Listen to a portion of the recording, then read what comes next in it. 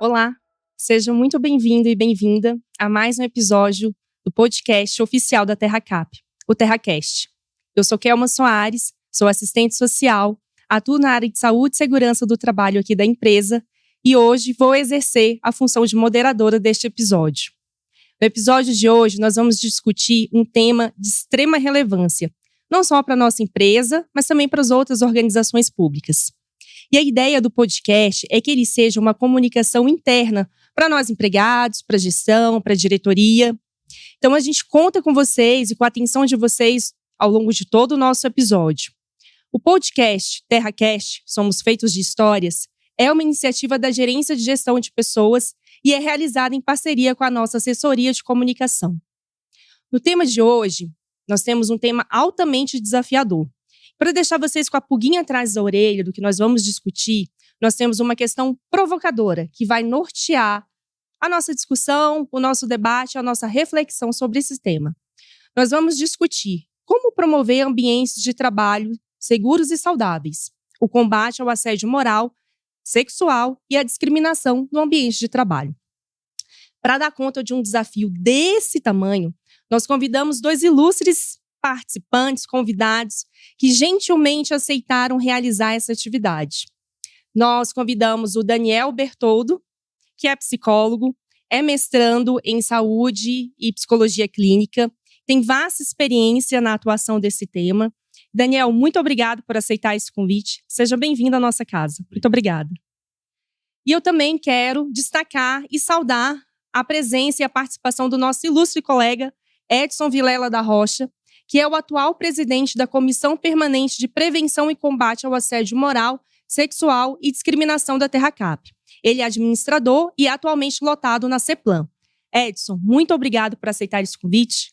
Muito obrigado por aceitar esse desafio. É um prazer recebê-lo. Obrigado, é um prazer também poder colaborar com a empresa. E para começar essa reflexão de hoje, eu dirijo a nossa primeira reflexão, a nossa primeira provocação ao Daniel. Daniel, eu queria te ouvir um pouco e trazer à discussão uma reflexão de ordem conceitual, para a gente se aproximar desse tema a partir do ponto de vista da contribuição das grandes áreas do pensamento que estudam o comportamento humano, né? A psicologia e outras áreas, né? E eu trago um conceito, que é o conceito da Hannah Arendt, sobre a banalização do mal. Quando a Hannah Arendt cunhou esse conceito em um contexto histórico muito específico, que nós não vamos discutir aqui, ela trouxe toda essa reflexão da execução do pensamento acrítico, esvaziado de sentido, da execução do burocrático pelo burocrático, do normativo pelo normativo, sem espaço para uma reflexão de por que fazer isso e de que forma isso pode ser um comportamento que perpetua violência e outras práticas, como, por exemplo, o assédio moral. Então, queria te ouvir um pouco a sua reflexão, né, dentro aí da sua área de saber, dentro do escopo da psicologia, sobre essa provocação do ponto de vista mais conceitual, né, na lógica do assédio, mas também pensando como seres humanos acabam reproduzindo comportamentos e práticas de violência e, às vezes, sem nem se dar conta disso, sob o escudo da reprodução de um comportamento burocrático ou simplesmente normativo. Então, é nesse sentido. Obrigada. Tá certo. Muito interessante, Kelma, você citar a Hannah Arendt, né? Apesar de eu não ser um especialista nessa filósofa, eu admiro muito, né? Gosto muito de filosofia e realmente esse conceito dela é extremamente interessante, né? Se a gente for ver o que esse conceito significa, a gente vai ver que quando ela falou em banalização do mal, ela estava falando exatamente disso, né? Da capacidade do ser humano viver e agir no mundo sem pensar, né? Ela meio que associa o mal, né, à incapacidade de pensar, ao não exercício do pensamento. Olha só que coisa, né? Eu acho que isso abre uma porta para a gente pensar no seguinte, né, numa pergunta milenar, que é a seguinte pergunta, né? O que é o ser humano? Se a gente for ver, por exemplo, na natureza a gente tem os minerais, né, cuja finalidade, entre outras coisas, é a inércia. A gente tem os vegetais, as plantas, né, cuja finalidade é, entre outras coisas, fazer fotossíntese, por exemplo. A gente tem os outros animais, por exemplo, os nossos cachorrinhos, os nossos pets, né, cuja finalidade, entre outras coisas, é nos dar alegria, né? Eles preenchem a nossa casa, o nosso tempo. E a gente vai ver que na natureza há o ser humano. E a gente poderia se perguntar, né? Qual é a especificidade ou as especificidades do ser humano? Entre outras coisas, uma grande especificidade do ser humano é a sua capacidade de pensar. O ser humano, diferentemente da pedra, do mineral, por exemplo, ele pode pensar a si mesmo. Ele pode pensar o seu comportamento. Ele pode pensar sobre como ele está vivendo, como ele está se relacionando. Eu queria até aproveitar para citar um outro filósofo, um filósofo antigo que é o Sócrates, um filósofo muito conhecido no Ocidente. E ele vai dizer assim, é muito interessante o que ele vai dizer. Vai dizer assim, que uma vida que não é refletida, que não é pensada, não vale a pena ser vivida. Olha que interessante, eu queria fazer esse link entre Hannah Arendt e o Sócrates, ambos salientando a importância do pensamento humano. E se a gente for ver, né, Kelma, a gente pode lançar um olhar para o que está acontecendo no nosso mundo contemporâneo. Nesse exato momento, enquanto a gente está aqui nesse podcast, Israel e Irã, né, estão conflitando, né? A Ucrânia e a Rússia estão conflitando. E tantos outros conflitos a nível nacional e a nível internacional. São tantos comportamentos assustadores que a gente se pergunta se o ser humano está exercitando a sua capacidade de pensamento ou não, né? E entre esses comportamentos assustadores que às vezes mandam embora a capacidade de pensar, está o assédio moral. O assédio moral é uma realidade muito triste, né? A gente vai explorar um pouco mais isso mais à frente, mas já adiantando, né? Muitas vezes o assédio moral ele tem muito a ver com a incapacidade da pessoa de pensar sobre o que ela está fazendo. Às vezes, como você mesma disse, o assediador ele está reproduzindo uma lógica, ele está contribuindo com a banalização do mal, como disse a Hannah Arendt, e às vezes ele pode nem estar consciente daquilo. E às vezes sim. Né? Então eu queria trazer essa reflexão para a gente, né, com base no que você... Muito obrigada, reflexão muito rica, né? Trouxe esse link aí entre esses dois grandes pensadores. Muito obrigada.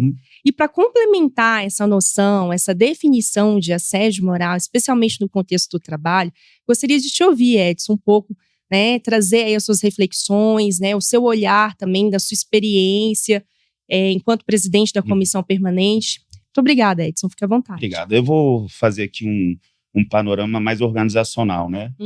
Da questão do combate, a prevenção e o combate ao assédio, à discriminação, assédio moral, sexual, tá? No ano de 2023, a TerraCap, a diretoria, resolveu por criar uma política de prevenção e combate ao assédio moral, né? Para poder garantir tanto ao empregado quanto à organização um nível de saúde, de trabalho, de garantia de bons serviços prestados e para que o empregado possa se sentir seguro no ambiente de trabalho, né? Essa política é um arcabouço de regras, de ações, de definições do que é o assédio, do que é o assediador. Ela é bem vasta, né? E ela também traz a criação da Comissão Permanente de Combate ao Assédio Moral, Sexual e à Discriminação. Essa comissão ela é formada por 5 empregados, né? Dentre eles, temos 2 eleitos pelos empregados, 2 indicados pelo empregador, no caso o presidente, e obrigatoriamente um membro psicóloga, que é a Ana Cristina, nossa colega que atua na GEPS, né? Então, para nós, o assédio moral é qualquer ação, gesto, palavra do colaborador ou do chefe ou daquele superior hierárquico que tem como intenção de ferir a autoestima da pessoa, de colocar ela para baixo, de diminuir o trabalho dela, de fazer que o ambiente de trabalho não fique colaborativo a todos, né? Então, o assédio moral, ele também tem a característica que ele pode ser horizontal, entre pares, entre colegas de trabalho, né? Às vezes você pega uma pessoa e começa a fazer brincadeiras jocosas reiteradamente com ela, né? Ou você pode pegar o chefe e o chefe começar a fazer isolamento organizacional com ela. Por exemplo, às vezes o chefe passa serviço para todos, menos para a Kelma. Ela começa a se sentir subaproveitada ali e todos os colegas começam a comentar, olha, a Kelma não trabalha, olha.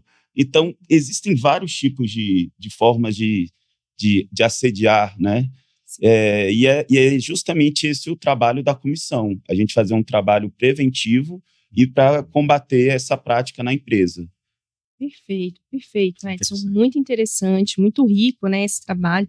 Eu queria até continuar um pouco com você, Edson, te ouvindo um pouco mais também sobre a política interna, né, que foi elaborada pela comissão. Isso. Queria que você falasse um pouco mais sobre a política, sobre os princípios que orientam essa política. Ela tem princípios, Daniel, né, muito ricos, muito interessantes. Especialmente, eu destaco aqui a transversalidade das ações, que pode ser uma interpretação livre, né, do ponto de vista do convite à autorresponsabilidade de todos nós no combate e na prevenção ao assédio. Então, queria te ouvir um pouco sobre esse documento interno. Perfeito. A política, ela, igual eu já comentei, ela tem a prioridade de dar segurança ao empregador, né, e ao empregado também, para ele conseguir se desenvolver no ambiente de trabalho. A nossa função de fazer a prevenção e ao combate acaba por diluindo a responsabilidade também para os nossos colegas de trabalho começarem a entender o que é o assédio, da forma que ele acontece, a reiteração. Então, nós trazemos a maturidade organizacional aos empregados para eles poderem compreender que está acontecendo assédio, né? Igual o doutor Daniel comentou aqui, às vezes o chefe, com brincadeira jocosa dele, nem percebe que está machucando o colega. Mas se você já tem um ensinamento, se você já conhece o documento, se você já está fazendo a campanha educativa, às vezes o próprio empregado pode chegar para o chefe e falar, olha, não está bacana, você está inferindo o direito da pessoa humana, você está acabando, você está dilapidando o autocrítico, o autossenso da pessoa. Pare com isso. Pare com isso. E essa transversalidade que a Kelma trouxe, falou, é aquele senso de autorresponsabilidade mesmo. Se eu estou vendo que o Daniel está sofrendo um tipo de assédio que é reiterado, e isso eu vou deixar bem claro aqui para os nossos amigos colaboradores aqui da TerraCap, o assédio moral, ele precisa ser reiterado. Às vezes, uma fala infeliz do teu chefe, uma brincadeira de mau gosto do seu colega, que aconteceu uma vez, tem que ser corrigido, tem que ser coagido, tem que ser eliminado. Mas não é assédio moral. O assédio, ele necessita que seja reiterado. São práticas abusivas que ao longo do tempo vão se repetindo. Um fato isolado não é assédio moral. Então, trazer essa autorresponsabilidade para todos os colegas, para os gestores, para os diretores, para o presidente, já está todo mundo enraizado com a responsabilidade de combate ao assédio moral e a discriminação. Perfeito. E só mais um ponto. Claro. O assédio sexual, ele não precisa ser reiterado. O assédio sexual, uma vez que acontece, já é crime, já é passível penal, já é passível de cadeia, né, de uma responsabilização penal. Então, se você sofreu, você viu alguém sofrendo uma vez, que seja uma alisar de mão diferente, denuncie. Uma vez é suficiente. O assédio sexual, uma vez é suficiente. Entendi. Muito importante essa informação, Edson. Eu acho que o interessante é deixar mesmo claro, né? Fazer todo esse trabalho de disseminação da informação. Isso é muito importante. Perfeito. E aproveitando mais um pouco, é da gente falar também do que não é o assédio. Sim. O seu chefe cobrar uma meta, você não é assédio. Ele como seu chefe, a instituição como organização, ela te paga um salário, você tem uma contrapartida de resultado. É claro, tem que saber a forma que você cobra, não é de forma jocosa, mas respeitosa. Fala, o que aconteceu? Esse mês a gente combinou uma meta, você não conseguiu chegar nela. A gente tem aqui na empresa também um lapso temporal entre empregados. Nós temos empregados que são mais antigos e empregados que são mais novos desse concurso. E existe uma diferença conceitual, né, de vivência, de tudo, que isso também pode gerar um ruído de comunicação. Sim. Às vezes uma fala mais violenta, menos assertiva. Então, até nisso a gente vem trabalhando para poder alinhar a expectativa dos novos empregados com um tipo de fala, de vivência dos antigos e fazer todo mundo entender que é todo mundo igual e está todo mundo no mesmo barco, alinhar todas as ideias. Sim, de fato, essa questão da diversidade geracional, Perfeito. Ela pode ser um espaço também de abertura para a criação de mal-estar. E uma vez não bem trabalhado, não bem comunicado e não bem alinhado, entendendo esses dois universos, né? Que aí não é só uma diferença de idade, uma diferença também de tempo de casa, né? Isso pode dar espaço, sim, para más compreensões, maus entendimentos e aí contribuir para uma situação mais grave, né? Então, também é interessante pontuar e debater toda essa questão da diversidade geracional e do etarismo, né? Muito obrigada, Edson. Bom, pensando em todo esse contexto, né, Daniel, eu queria também te ouvir um pouco sobre a proteção à vítima, né? Como fica uma pessoa que vivenciou o assédio moral no trabalho, né? Como essa pessoa pode resgatar a noção de sentido do trabalho, né? E aí eu trago aqui uma outra provocação de ordem conceitual para você. Eu sei que você é um leitor assíduo do Viktor Frankl, né? E ele traz toda essa noção do sentido da vida, mesmo em uma situação de adversidade extrema, né? Então eu queria te ouvir um pouco sobre isso, de como que a gente pensa também nessa proteção à vítima, né? Como oferecer suporte a essa vítima. Certo. Kelma, tão interessante você citar o Viktor Frankl, né? Ele foi um psiquiatra, né, do século XX, que realmente foi para o campo de concentração, para uma realidade extremamente cruel. E ali naquela realidade, muitas coisas começaram a chamar a atenção dele, né? Ele foi vendo assim que alguns companheiros de campo de concentração se suicidavam e outros não, se mantinham ali, fazendo, né, o que era preciso ser feito e tudo. E ele começou a se perguntar o porquê e começou, como prisioneiro também, a pesquisar ali dentro, né, o que estava acontecendo. E aí ele começou a descobrir que das pessoas que não se suicidavam, que permaneciam vivas ali, elas estavam se mantendo vivas ali porque tinham uma tarefa a ser realizada para além daquele contexto, porque elas tinham um sentido na vida. Então, tão interessante você falar disso, porque aí, felizmente, ele sobreviveu ao campo, depois fundou a logoterapia e trouxe uma reflexão incrível para a gente, né, sobre o sentido da vida, o sentido do amor, o sentido do trabalho, da realidade organizacional. E eu queria aproveitar para fazer um link também entre o Frankl e algumas pesquisas de psicologia positiva. Sim. Porque desde a década de 80 e de 90, o Martin Seligman e muitos pesquisadores da psicologia positiva colocaram-se a estudar sobre o bem-estar humano, sobre o bem-estar das pessoas na sociedade, o bem-estar das pessoas no ambiente de trabalho. E aí eles chegaram à conclusão, depois de mais de 40 anos de pesquisas essas que continuam acontecendo, que para que as pessoas realmente tenham mais bem-estar na vida delas, mais qualidade de vida, para que elas tenham mais emoções positivas circulando interiormente nelas, é muito importante ter um propósito na vida. É muito importante ter um sentido, descobrir, comprometer-se e realizar um sentido na vida. É tão interessante, porque aí o Frankl também vai falar sobre vazio existencial, né? Segundo o que ele, vamos dizer assim, previu para o século XXI, porque ele faleceu em 1997, o século XXI, pelo menos o início dele, seria um século em que as pessoas sofreriam muito de vazio existencial, de falta de sentido, né, de desorientação, confusão mental. Então, muito interessante a sua citação do Frankl. E aí, a partir disso, eu queria refletir, né, sobre o que você perguntou, né, sobre a proteção à vítima do assédio moral. Né? Como psicólogo clínico, eu não posso deixar de refletir aqui, junto com vocês, sobre os sintomas, né, que o assédio moral pode desencadear, pode gerar. E esses sintomas são muito tristes, né? Eu tive um paciente vítima de assédio moral que ele compartilhava comigo, né?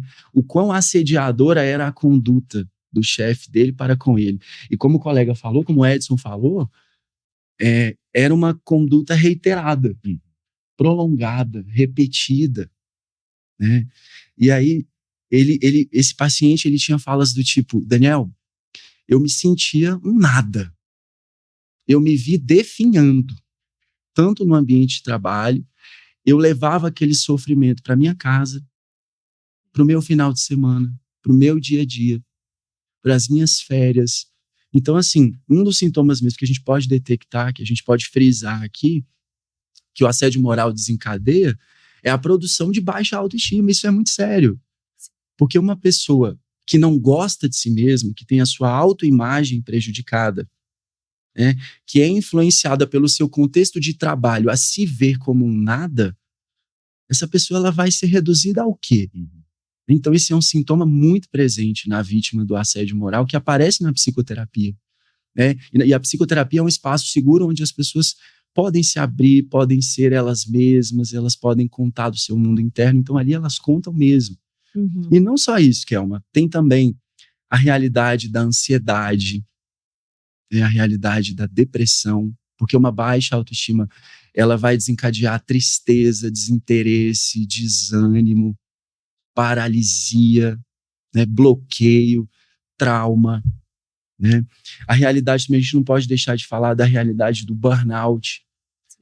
Sofrer assédio moral reiteradamente no contexto do trabalho vai cansando a pessoa, né? Vai estafando a pessoa. Vai minando ela, né? Vai minando a pessoa, né? Ela vai se cansando. Imagina isso a longo prazo. Então, assim, a gente pode pensar na relação entre assédio moral e burnout, né? E em casos extremos, assim, a gente também, como o Frank, eu estava refletindo sobre o suicídio, esse tipo de coisa pode levar uma pessoa a ter pensamentos e comportamentos suicidas. Porque uma área primordial da vida dela está sendo atacada, que é a área do trabalho. Quem de nós aqui existe, sobrevive e está no mundo sem trabalhar? Se eu tenho essa realidade do meu trabalho comprometida, o que vai ser de mim? Porque, entre outras coisas, o trabalho ele me faz crescer, ele me faz me desenvolver como pessoa, me faz desenvolver habilidades, competências, ele proporciona o meu sustento. Como é que eu vou ter dinheiro para me manter? Por exemplo, Brasília é uma cidade caríssima. Quem não trabalha, assim, qualquer lugar, claro. Mas como que eu vou ficar aqui sem trabalhar? Como que eu vou existir sem trabalhar? A gente costuma dizer no campo da neurociência que o cérebro ele é tão interessante que é o seguinte, a partir do momento que você está parado, o cérebro ele já está andando para trás. Se você não faz nada, seu cérebro ele já está regredindo. Então é preciso se movimentar, é preciso trabalhar, é preciso se desenvolver, é preciso se desafiar.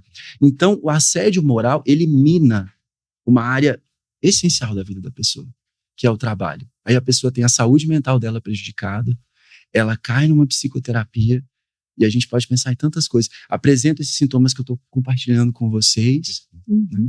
Então isso é muito sério. Né? É muito sério, é grave, né? E demanda esforços coletivos, né? Você traz uma reflexão muito interessante sobre a centralidade do trabalho na vida dos seres humanos, né? Sim. E como criar ambientes de trabalho seguros, né? Do ponto de vista do espaço, inclusive da fala, né? Você trouxe essa questão, a psicoterapia é um espaço seguro de fala, né? E no ambiente de trabalho, né? Como que a gente consegue pensar em ambientes seguros também de fala? Então, Edson, nesse sentido, eu queria te ouvir um pouco sobre o papel da CPPCAD, né, da nossa comissão interna, em especial quanto ao público que pode ofertar denúncias à comissão.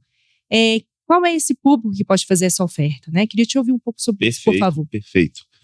Vou fazer primeiro um linkzinho, que a TerraCap, na TerraCap nós temos 3 institutos que trabalham no combate à prevenção ao assédio moral, que é a CPPCAD, né, que na essência dela, o Comitê de Ética, o COEST, e a CIPA também, a Comissão Interna de Prevenção ao Acidente de Trabalho. Então, nós 3 atuamos juntos no combate ao assédio, fazendo visita aos gestores, vendo os locais de trabalho, a gente dá uma passadinha na sala, ver se está tudo bem, e isso traz segurança para o empregado, que o empregado às vezes chama a gente no canto, já me chamaram no cantinho, isso, é assédio? Aí eu fiz uma abordagem direta, a pessoa deu aquela alinhada sem precisar fazer chegar a denúncia, mas objetivamente a resposta da Kelma: todo e qualquer colaborador da TerraCap, seja estagiário, menor aprendiz, terceirizado, comissionado, empregado permanente, ele é de extrema importância para a empresa. A empresa enxerga todos com a mesma responsabilidade. Então, se o estagiário às vezes está sofrendo, acha que está sofrendo assédio ou terceirizado, façam a denúncia. A Kelma perguntou dos canais, né? Nós temos 4 canais abertos para denúncia, que é o e-mail da CPCAD, cpcad@terracap.gov.br. Temos do COESH, que é a sigla com o final. Temos o site da ouvidoria da TerraCap, o sistema de ouvidoria da TerraCap e a ouvidoria do GDF, geral. Então, nós já recebemos denúncia anônima na ouvidoria geral do GDF, que passou para a TerraCap. Tem um trâmite, claro, demora um pouquinho mais, porque tem mais instância, vai ter a burocracia também lá de cima, lá do órgão geral. Mas todos estão abertos à segurança e a fazer, se acha, pode achar, você não precisa, se você está desconfortável, faça a sua denúncia, nos procure como membros, a gente tem uma conversa e chegar ao ponto. Se chegar ao ponto de ser mesmo um indicativo de assédio, faça a denúncia que nós vamos investigar. Entendi. E nesse rito né, de investigação, a gente queria te ouvir um pouco também aí sobre essa questão. A CPCAD, ela faz a investigação, mas e depois disso, qual é o trabalho a seguir?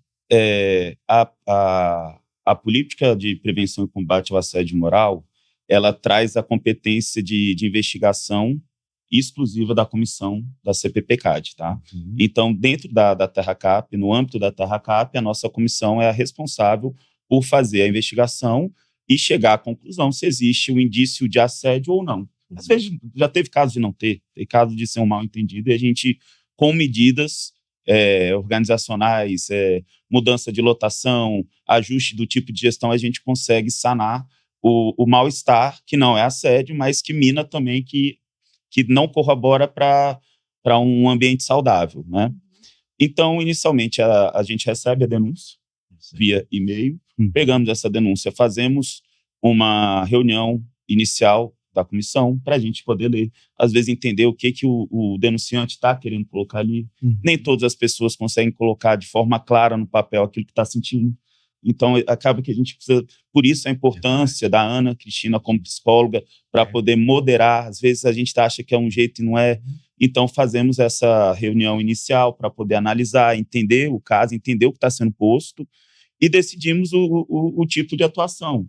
Vamos fazer as oitivas? Quem nós vamos chamar primeiro? É o gestor da área, para poder também ouvir a parte dele, ouvir qual que é a sensibilidade dele, qual que é a opinião dele.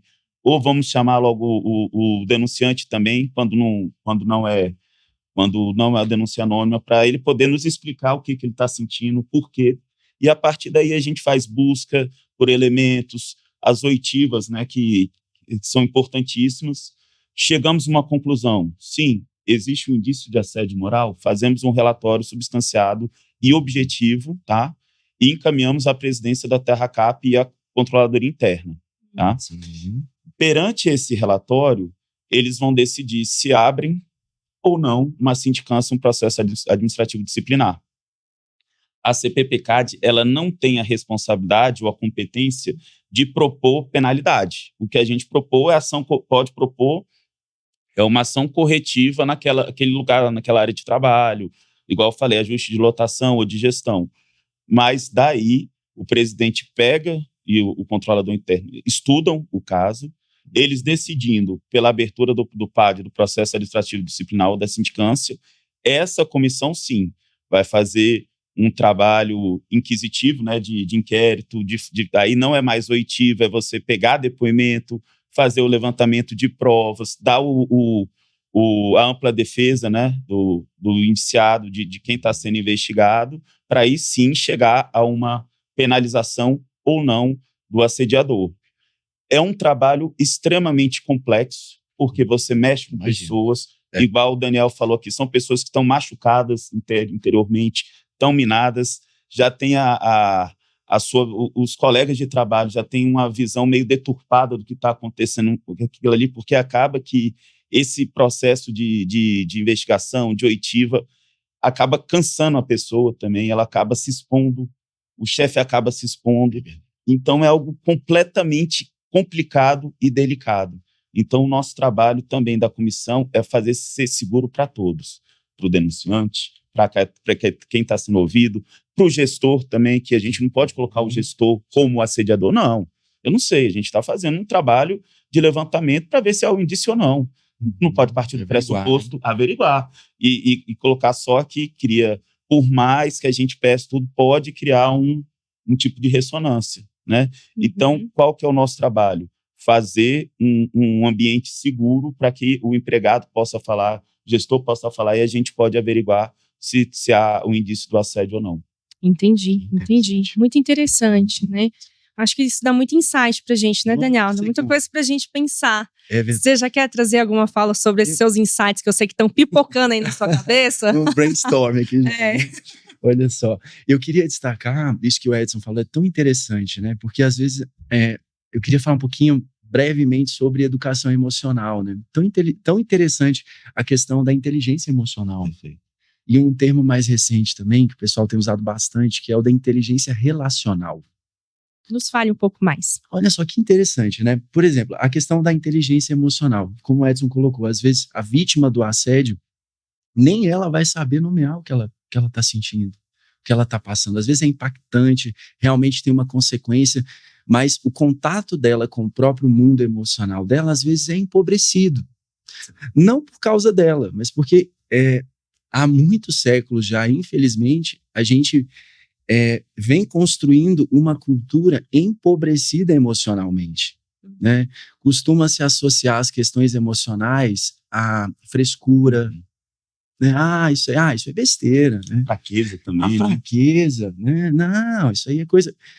falas pejorativas do tipo, isso é coisa de mulherzinha, você é homem e está sentindo isso, mas você não pode sentir isso, você é homem, né?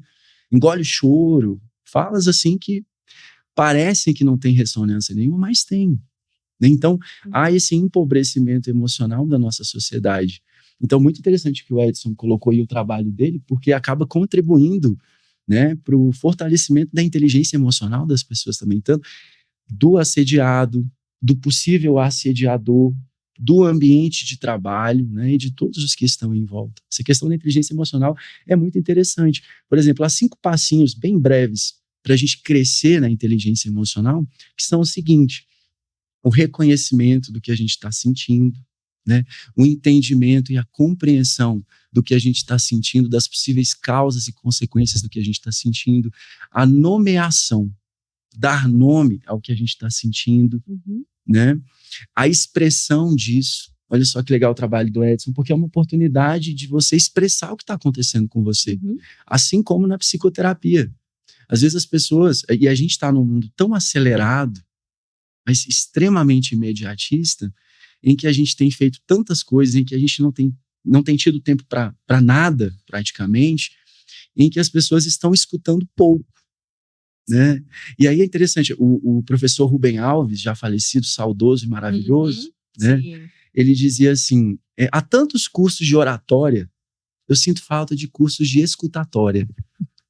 Olha só que interessante, o professor Rubem Alves era maravilhoso, né? Sim. Então, o 4º passo da inteligência emocional é exatamente esse, a expressão, o falar, né?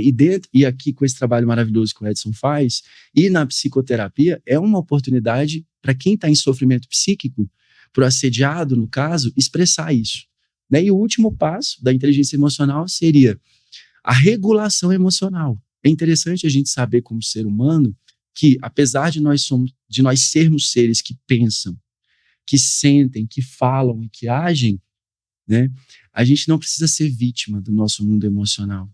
A gente tem poder de agência, nós podemos ser sujeitos do nosso próprio mundo interno. Então a regulação, a autorregulação emocional, ela tem a ver com isso. Você olhar para dentro de si através do autoconhecimento, identificar através da inteligência emocional o que está acontecendo com o seu mundo emocional e descobrir que você tem agência sobre aquilo. Então, assim, um dos insights que você perguntou foi esse, né?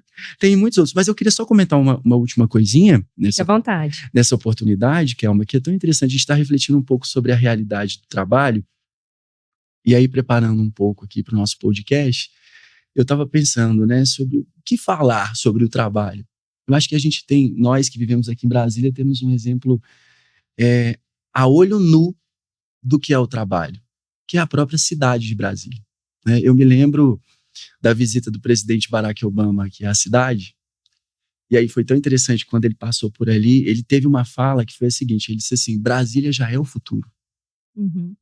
Olha só que interessante, né? E a que se deve isso? Se deve ao trabalho. Isso é trabalhar. Então a gente pode usar o nosso trabalho para melhorar a nós mesmos, para melhorarmos os outros e para melhorarmos o mundo. E infelizmente o contrário disso também é verdade. Uhum. A gente pode usar o nosso trabalho para se destruir. Por exemplo, o assediador, né? O assediador consciente, que está fazendo aquilo e está sabendo que ele está usando o trabalho dele para se destruir, para destruir os outros e de alguma forma para destruir o mundo. Olha só que loucura.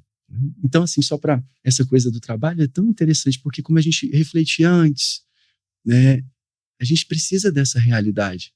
E essa realidade precisa ser boa, para a gente ter condições emocionais, psíquicas, físicas e em todos os sentidos de trabalhar bem, de oferecer um bom trabalho, de se construir os outros, construir o mundo. E se o assédio moral for uma realidade normalizada, naturalizada dentro de um órgão público, dentro de uma empresa, as pessoas não vão conseguir desenvolver um bom trabalho. Sim. Pelo contrário, né? Sim. E quem perde nessa lógica de um trabalho não desenvolvido, né, não prestado por um servidor público, é a sociedade como um todo. Sociedade né? como um todo, né? É pensar na totalidade, na complexidade de uma prática, como, por exemplo, o assédio moral, que prejudica uma entrega, que prejudica um trabalhador, que prejudica uma história e prejudica um serviço que deveria ser entregue à sociedade. Então, é de fato um problema de todos e todas nós. Né? Não é uma relação dual entre assediador e assediado, entre uma relação linear ali, uma relação causal, multicausal e complexa. Então, é preciso se valer desses espaços de fala para que a gente possa disseminar esse tipo de informação e fazer todo esse trabalho de letramento, né, esse trabalho pedagógico, para entender que é um problema de todos nós. Né? Olha aqui, uma última coisinha que claro. Agora me fugiu um pouquinho. Fique à vontade.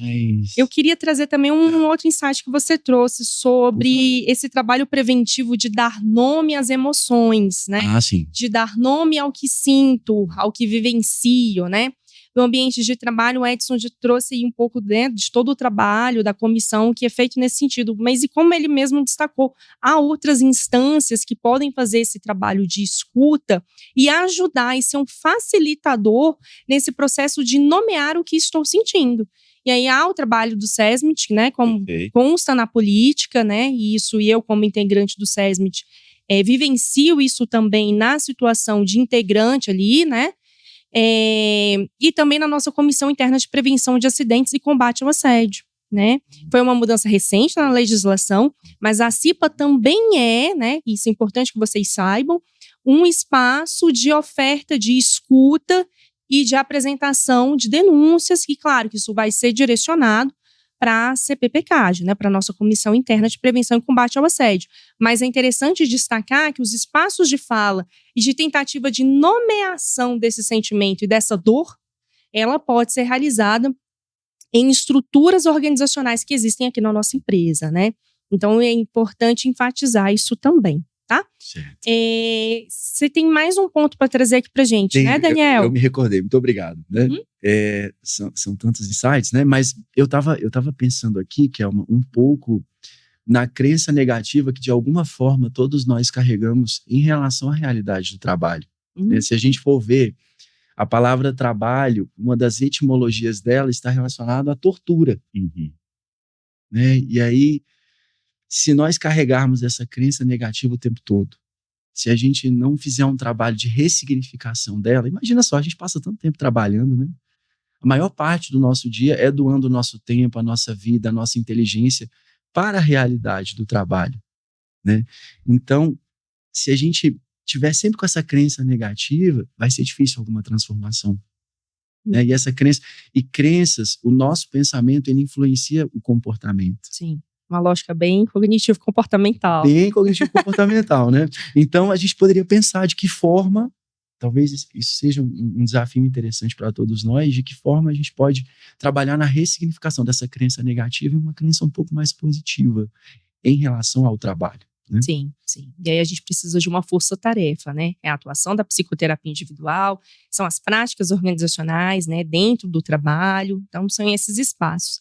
E aí, Edson, eu queria também te ouvir um pouco mais, né? Sobre, a gente já falou aqui sobre os canais oficiais, né? Sobre o rito da investigação e também sobre as testemunhas, sobre a constituição de provas, né? Você pode falar um pouco, por favor? Claro.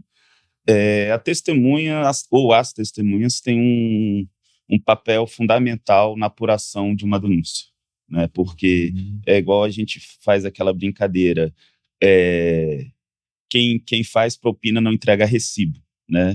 Então, normalmente, o assediador não vai colocar isso no papel, ou até tem algumas pessoas que são tão más e tão descrentes de que possa acontecer alguma coisa com elas, que eles até chega a colocar em mensagens de WhatsApp, em grupos de WhatsApp, a forma do assédio. Mas as testemunhas oitivas são ricas. Às vezes, numa fala, o empregado, o companheiro deixa escapar um detalhezinho que a gente pensa que já está acostumado, pinça, e dali já vai puxando mais histórias e pode parecer uma coisa boba, aquele almoço da sexta-feira com toda a equipe que não chamaram a Kelma. Logo ela? Não chamaram o Edson também.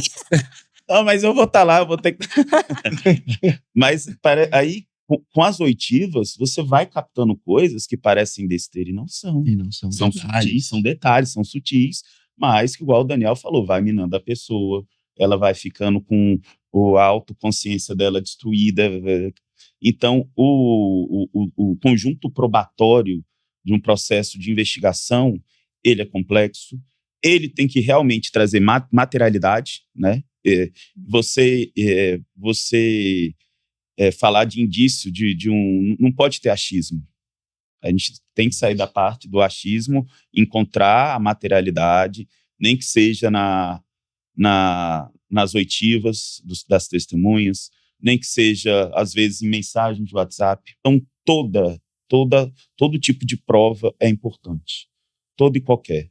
Mas, com certeza, as oitivas, as testemunhas são o caráter mais rico que a gente consegue ter na busca vamos dizer assim, pela verdade, pela definição ou não da caracterização do assédio.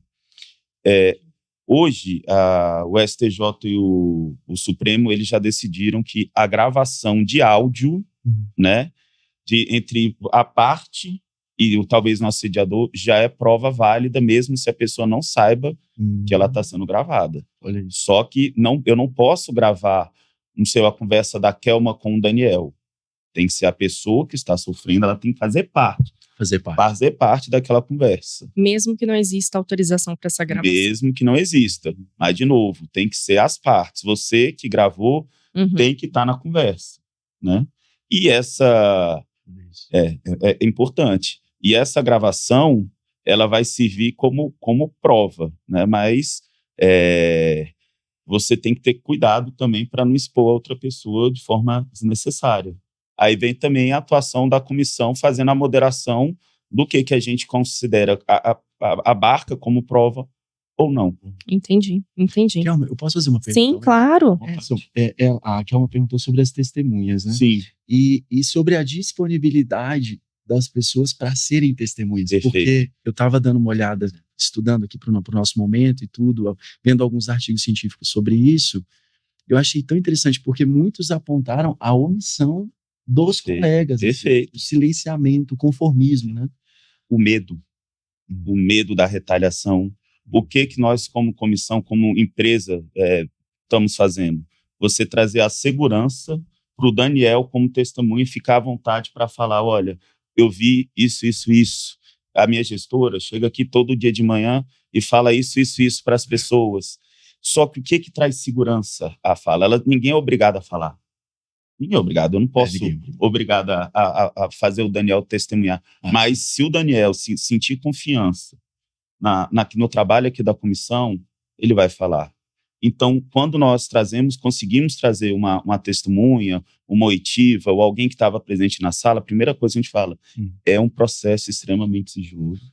Tá? Dentro do direito administrativo, é um processo sigiloso no SEI. Só quem tem acesso a esse processo são os integrantes da comissão. Nem o presidente, nem o controlador, naquele momento, tem acesso. No final, claro, se eles vão ler um relatório, eles vão ter acesso a tudo aquilo ali. Mas no momento da investigação que a gente está fazendo, é um processo extremamente seguro e sigiloso, né? Então, é o que a gente fala para os nossos colegas de trabalho. Denuncie. Se você viu, não deixe de falar. Pode ser, não é problema meu. Um dia vai ser. Porque se a pessoa está fazendo assédio com a Kelma, pode fazer com o Daniel, pode fazer comigo, né? E aquele negócio, a insegurança de um assediador, né? Esse comportamento massacrador do assediador não vai parar uma pessoa, porque na hora que ela conseguir estufar uma, ela vai passar para outra.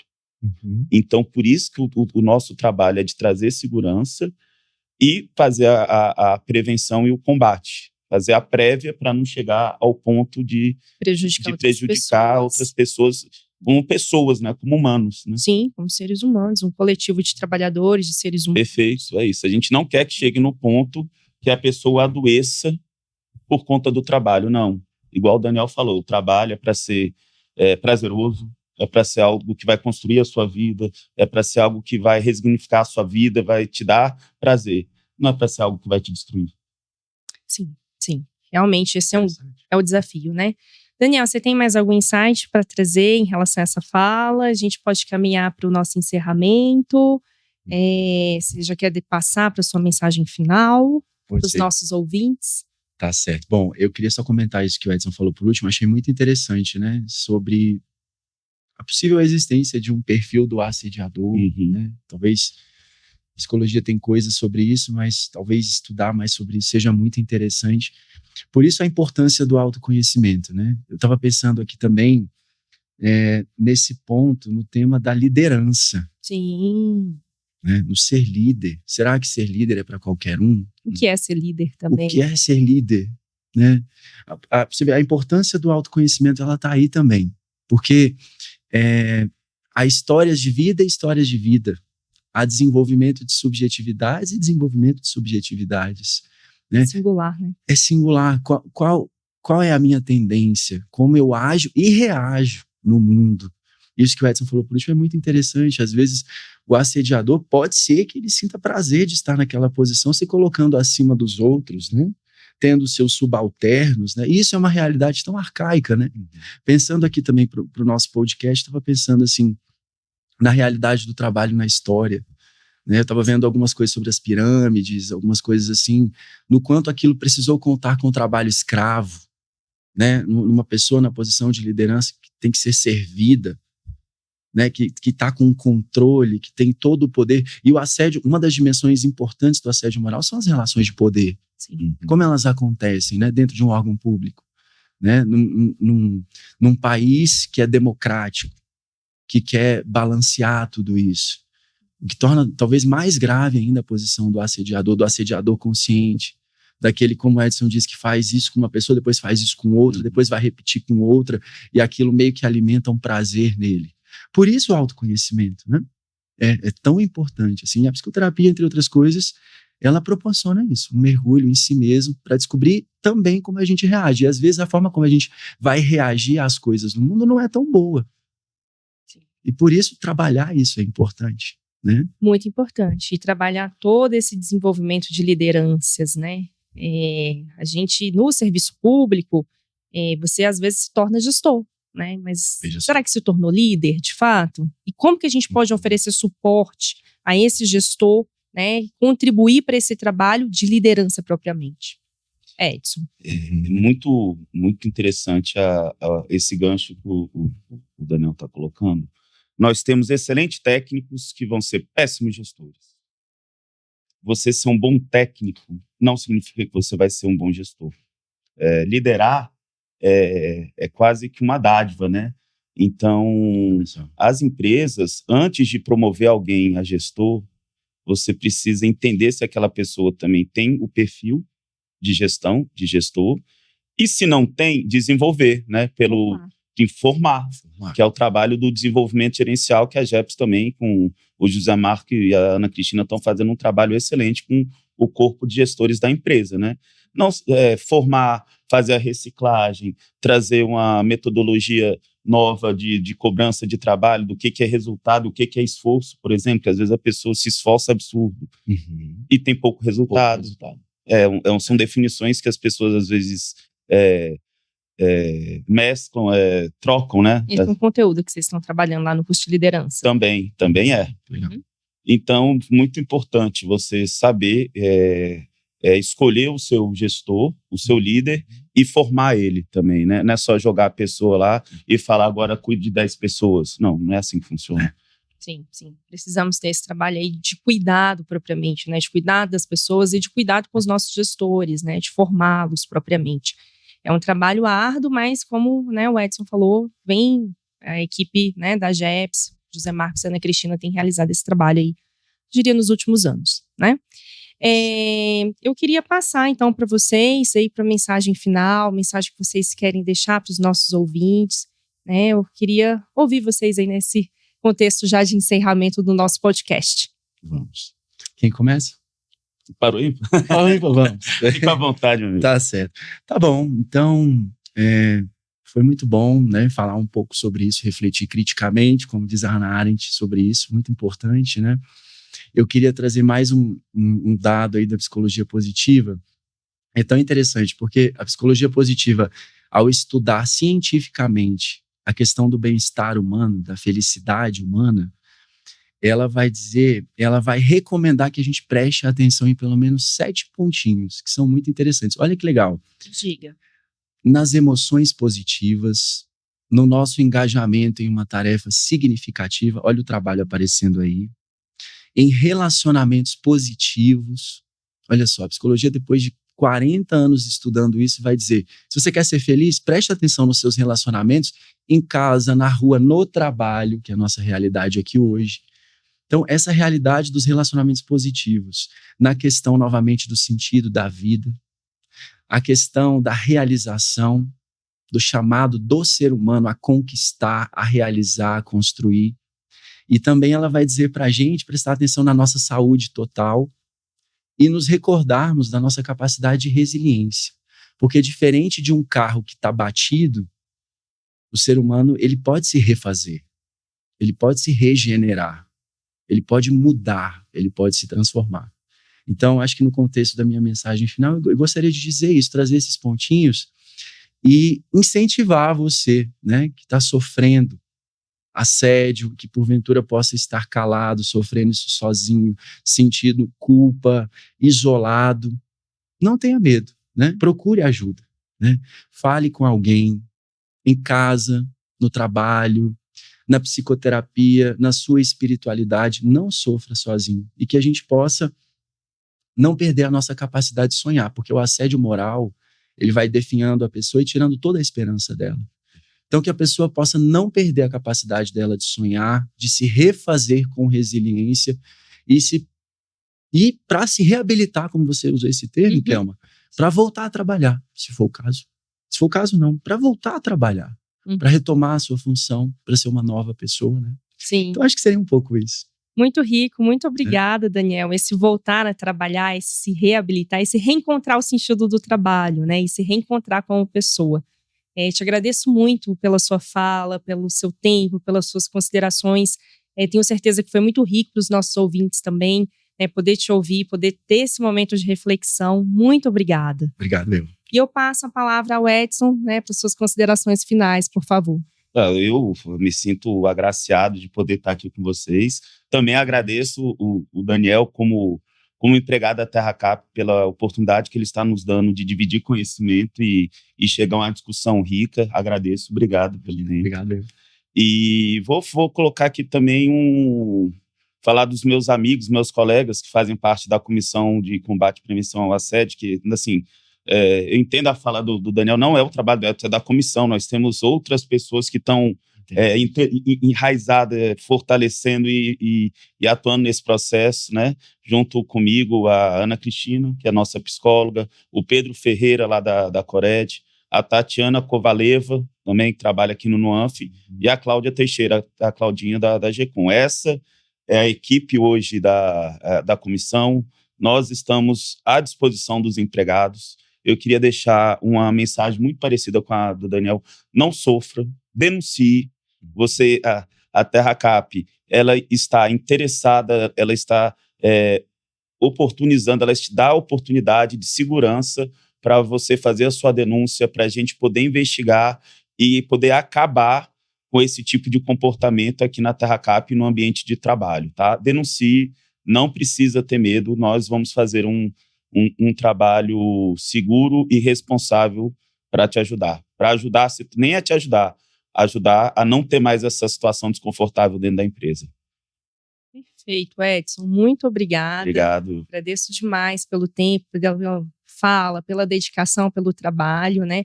Agradeço vocês, né, enquanto dupla, que topou esse desafio, né, de trazer esse debate pela ótica da psicologia, pela ciência do comportamento, pela ótica mais normativa interna. Muito obrigada a vocês, né? E agradeço também, né, a vocês, nossos ouvintes, né, que caminharam conosco nessa jornada em mais um episódio do podcast da TerraCap, que é o TerraCast, somos feitos de histórias. Peço, né, em nome da Gerência de Gestão de Pessoas e da Assessoria de Comunicação, que se inscreva no nosso canal, que acompanhe os conteúdos. Tem muita coisa boa sendo produzida, tem muita coisa boa vindo por aí. Fique ligado, fique ligada, não perca e sigamos juntos nessa jornada. Meu muito obrigado a vocês pela atenção e pelo carinho. Forte abraço.